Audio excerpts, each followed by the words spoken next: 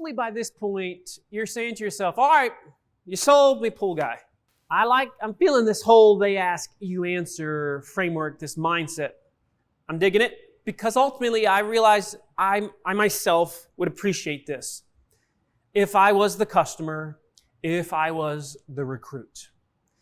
And so how do you pull it off, right? Because an idea without application is nothing, right?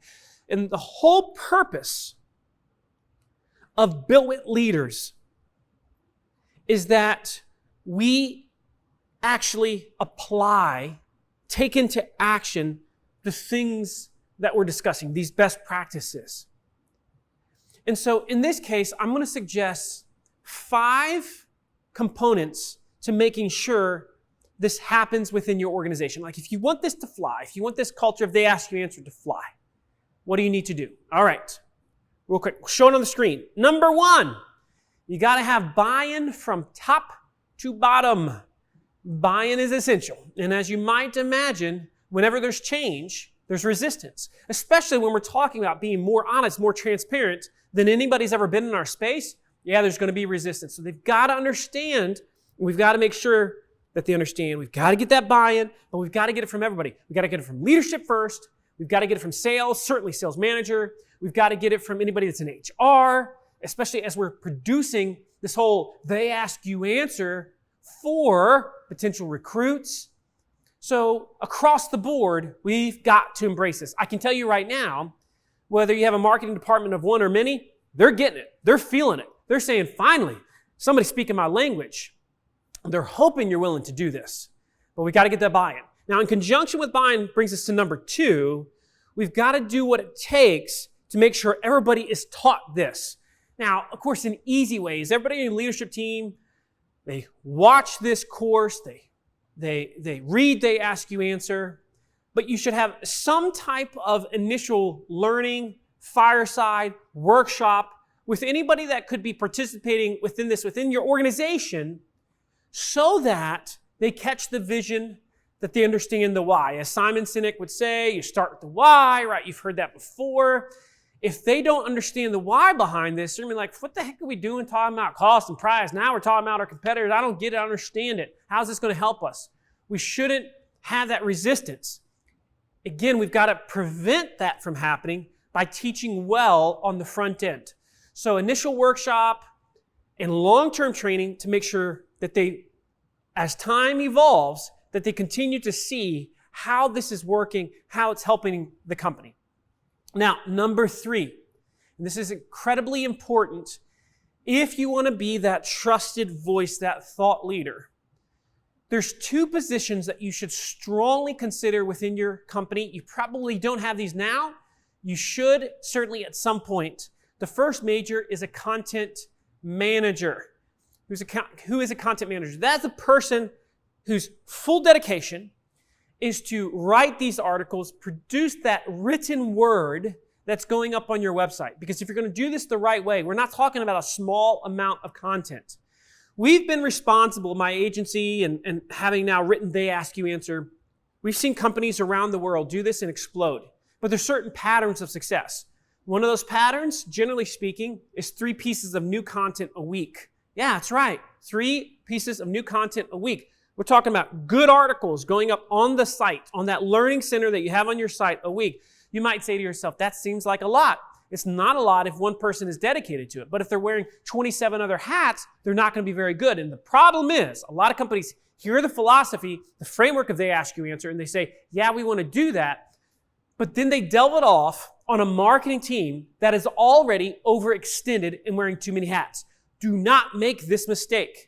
Get someone that's solely responsible for that. Ideally, we're talking about a recent journalist graduate or someone like that. Because if you look at a recent journalist graduate, what can they do? They can write, they can edit, they can interview. They're probably quite good with social media. They're probably pretty good with video.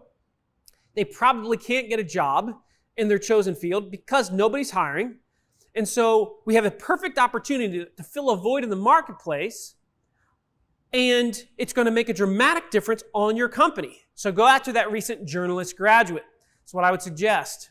Now, in conjunction with that, I would strongly, we're going to talk about this, and we go into it fully in our Creating a Culture of Video course that hopefully you're going to watch as well, you should strongly consider having at least one full-time videographer within your company. Personally, I own 3 different organizations, 3 different companies. Each has a full-time videographer. These are not massive businesses. But I understand the power of video so much that I'm absolutely going to make sure that the majority of our content we're able to produce in video format if we want. We're not going to be limited. We can do it in-house, at least 80% of it. The idea is that you can produce at least 80% of your own content in-house with your people. That is the idea. So consider that. This is the step, number 3, that most people are going to want to skip. So again, we talked about getting buy-in from the top. We talked about making sure we have some type of educational event to help them understand the why. We talked about getting a content manager and a videographer. And number 4 is required participation.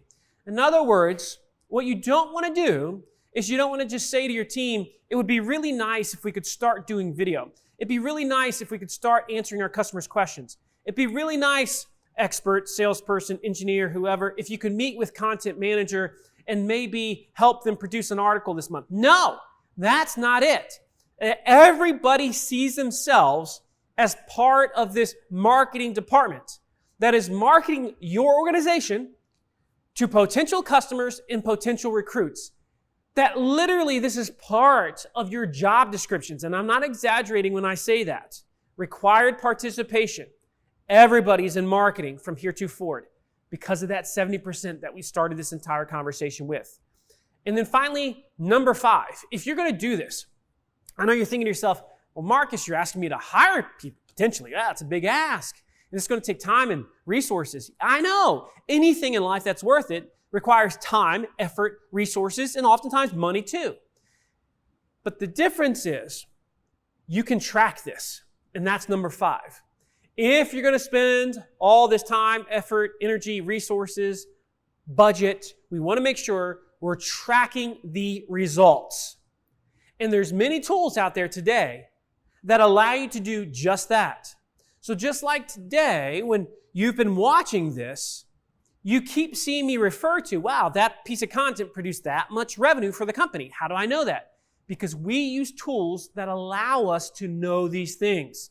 We strongly urge you to consider tools that will allow you to measure the efficacy and the ROI, that return on investment, of your digital sales and marketing efforts. Those are the 5. Do not skip these 5 things.